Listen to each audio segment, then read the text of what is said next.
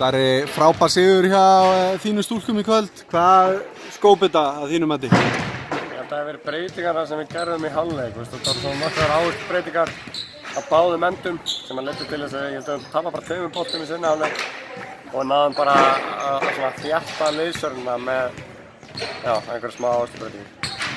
43% í þriggja, það er nú ekki til þess að kvart yfir.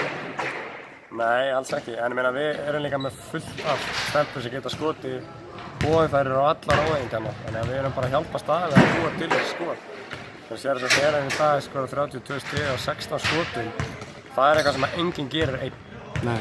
Þannig að við erum bara svolítið búin að finna okkar identity í þessu og við erum bara að halda mér fast í það.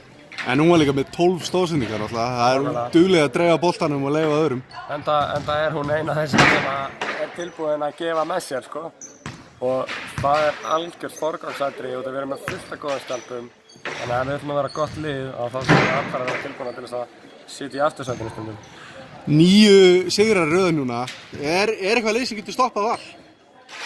Já, ég meina við erum búin að tapa 6 leikjum með eitthvað. Við erum 4 stigum eftir Keflavík fyrir þennan leik.